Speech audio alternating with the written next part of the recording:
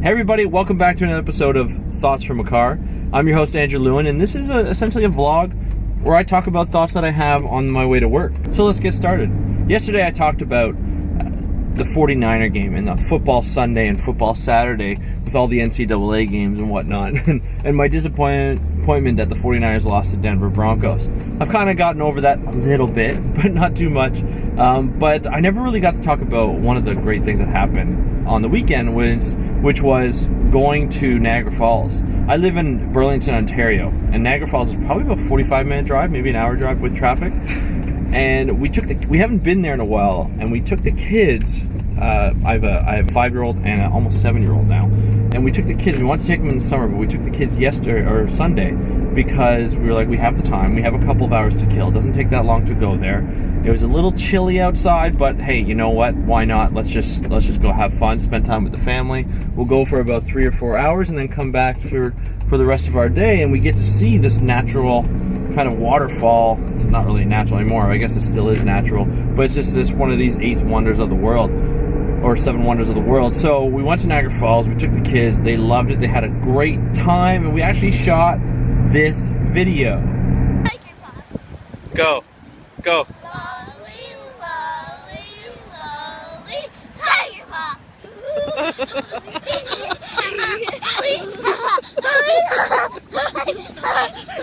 These kids are crazy. I love them so much.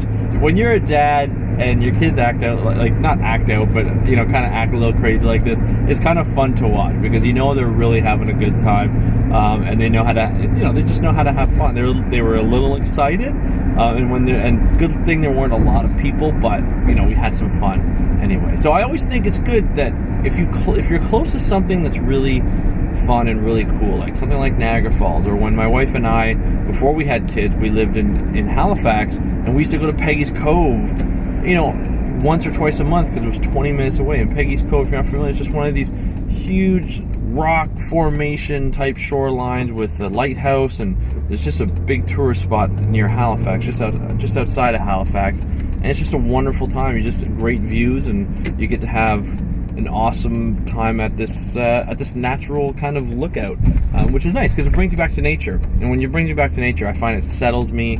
It takes away all the stress. It's just a lot of fun. Anyway, I'm going to take a quick break here on my way to work because I need gas badly, or else I'm going to run out of gas on the way over here, and that will be a very long vlog if that happens. So we'll just pause it for just 2 seconds. All right, folks, I'm back.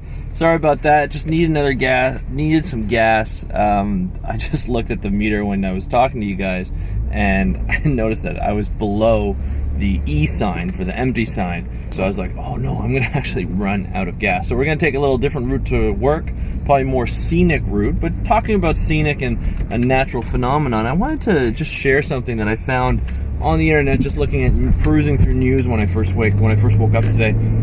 There's this idea, I guess, this concept of a deep sea sub that takes researchers, tourists, and just explorers in the deep sea, which I think is amazing. I think that's something I would really like to see, considering all this stuff. It's something I'd like to see because as a marine ecologist and an ocean advocate, an ocean conservation advocate, I like to see things that deal with the ocean and things that allow people to see what's in the ocean, because we don't know much about the ocean. Even scientists don't know a lot about the ocean. I think we may know 5% of what the ocean is all about.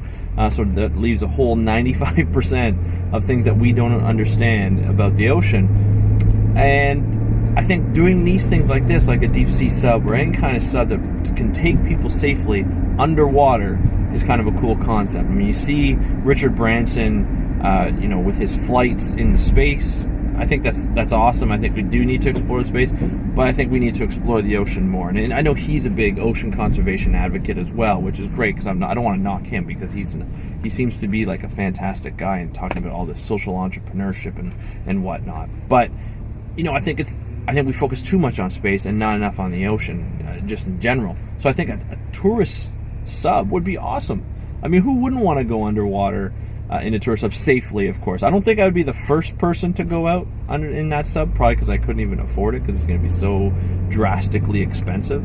But I definitely will be there at some point once I know it's safe to go, because I think it'd be a cool thing. I would love to see the deep sea, or even just not necessarily deep sea, just maybe 200 feet down. Let's just see what happens there. I've gone 100 feet scuba diving in certain spots, but I'd like to go 200 feet and see what's below there. Or even if I can get to the deep sea, I think that'd be awesome. I think there'd be a bathroom situation, though, that I would probably need to address. Anyway, that's just what my thoughts on that news item. I think it's kind of a cool concept. I hope it does well. The concept is, using battery power energy, I guess. They're supposed to be quiet, so it's not supposed to disturb wildlife, which is great.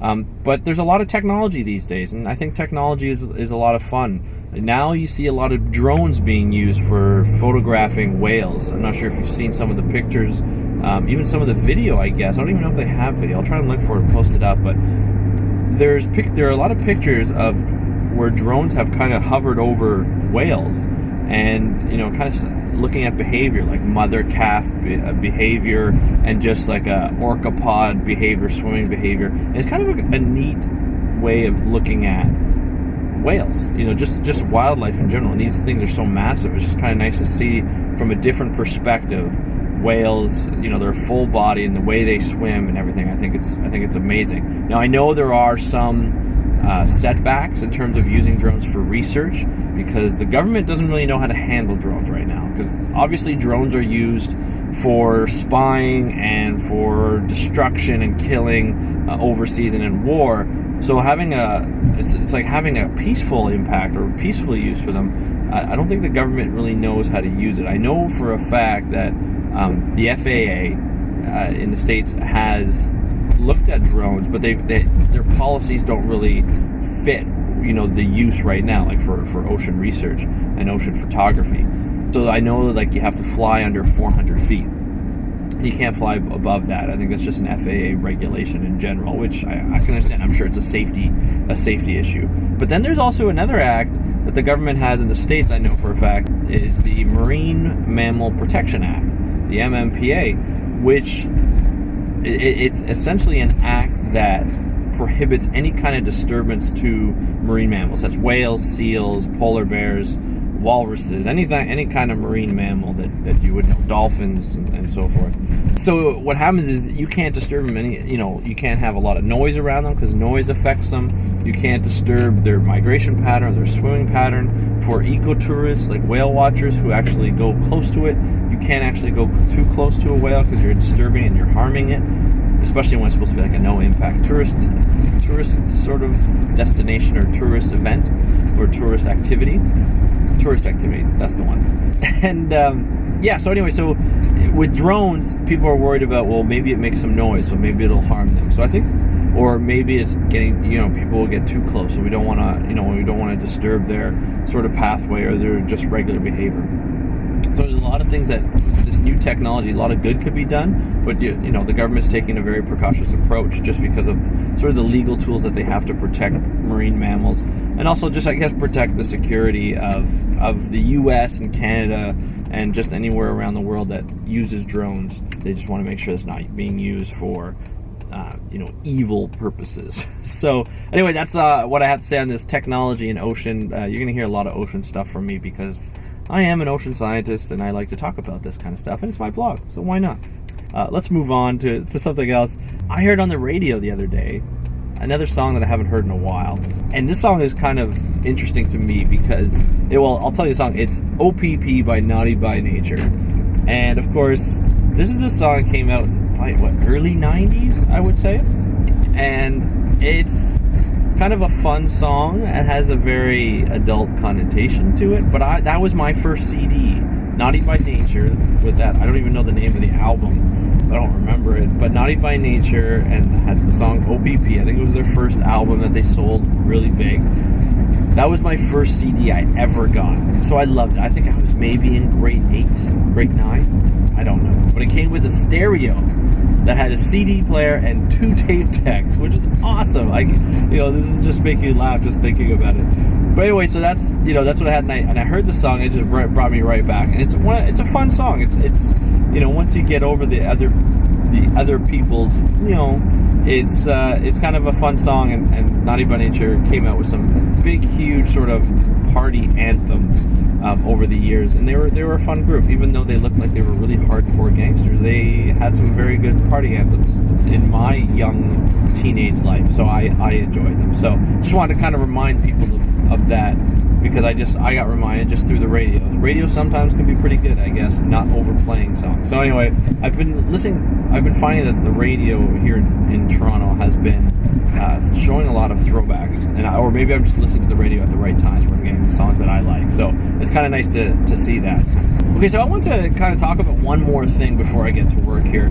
I've noticed that I've been watching YouTube a lot lately, and it's kind of there's been kind of a trend that I found, and I don't know if it's just because I've been maybe looking at these more, so more of these videos show up, but there's kind of been a lot of pranking videos that are on YouTube right now. A lot of channels that just dedicate their videos to pranking people, and some of the pranks are kind of funny, and they're kind of pranks. Others are not really pranks.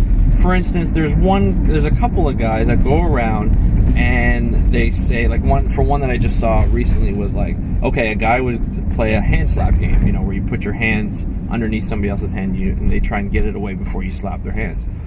And and they would go up to girls. They would say, okay, we'll play a slap game. If I win, if the guy wins, the girl has to kiss him, which is fine. It's innocent and it's nice. But there's a lot of people doing this kind of stuff, and I just wonder, when does it become sexual assault? Or how many girls do they have to do? Like, how many girls will kiss a stranger just like that? And some of the girls are doing a lot of kissing, like little tongue action and stuff. So it's kind of weird to see that when you're just watching a YouTube video. I'm not used to seeing YouTube videos to be that provocative. But anyway, I mean, I guess that's just the way things go. People watch it, I assume, and people like it. There's been some really stupid ones too. There have been some guys who go into a rough neighborhood, and then all of a sudden they're just like, they go up to like these guys that are standing on a corner. They look a little rough, and they're like, you want to see my guns? And you want to see my guns? And then they take out these water pistols. But some of these guys on the corner are pretty rough themselves, and I've seen some of them where they pull out a gun. The guy's like, no, it's just a prank, it's just a prank, it's just a prank. That's a pretty stupid prank. If you're in danger, if you put your life in danger because these guys are carrying a weapon, or there's a high probability these guys are carrying a weapon, probably not the smartest thing to do. But perhaps it's just evolution at play here, natural selection, where the strongest will survive, the smartest will survive, and the people with common sense will survive. And those that don't, well, I hate to say it, but they just won't survive. Anyway, I'm at work, talked about a lot of stuff today, probably went a little over. I'll try and cut it down a little bit. But have a great day. I'll talk to you tomorrow. See ya.